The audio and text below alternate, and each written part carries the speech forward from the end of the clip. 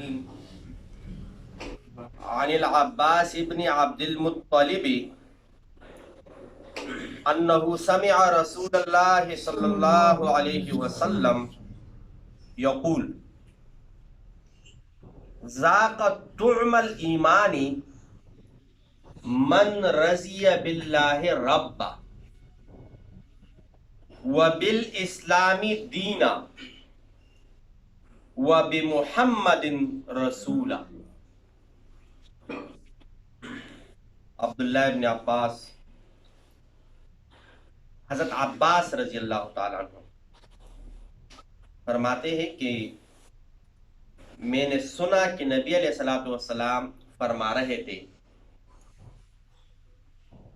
اس بندے نے ایمان کا مزہ چکھ لیا، اس بندے نے ایمان کا مزہ چکھ لیا جو اللہ کو رب ہونے پر راضی ہو،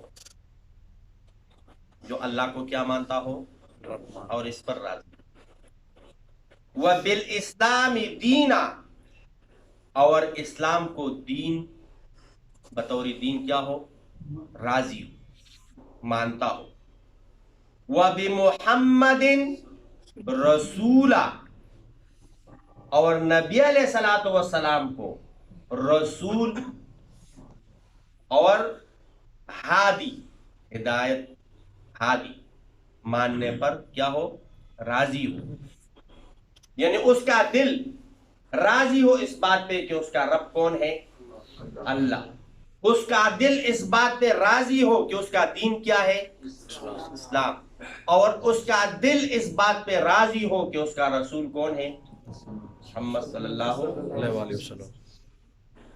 تو اس نے ایمان کا مزہ، اب میں آپ لوگوں سے پوچھوں گا، آپ نے مجھے جواب دیں، آپ لوگ اللہ کے رب ہونے پر راضی ہو؟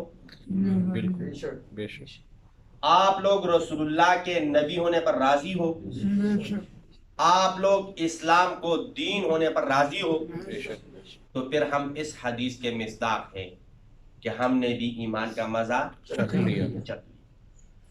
مطلب کوئی بیمار ہوتا ہے، اس کا منہ کا ذائقہ خراب ہوتا ہے، تو وہ اچھا سا سالن بنا ہوتا ہے لیکن کہتے یار مزہ نہیں آ رہا، اس کا یعنی منہ کا ذائقہ کیا ہوتا ہے، اور جس کا منہ کا ذائقہ درست ہو تو وہ کڑوے کو کڑوا محسوس کرتا ہے، میٹھے کو میٹھا محسوس کرتا ہے، کھٹے کو کھٹا محسوس کرتا ہے۔ باسی سالن ہو تو وہ ابھی زبان پہ رکھا نہیں ہوتا، پہلے سے یار دل خراب ہو جاتا ہے۔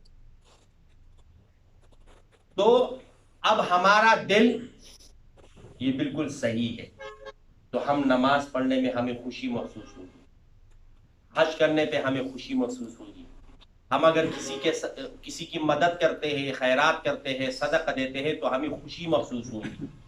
کیوں کہ ہمارے اندر جو منہ کا جو ذائقہ ہے نا، جس طرح وہ صحیح ہے، اس طرح ہمارا ایمان درست ہے، ہمارا ایمان کیا ہے، تو ہم جو بھی نیک اعمال کرتے ہیں اس میں ہمیں کیا محسوس ہوتی ہے، خوشی محسوس ہوتی ہے۔ اللہ رب العزت ہمیں کامل مومن بنائے اور مکمل مسلمان بنائے۔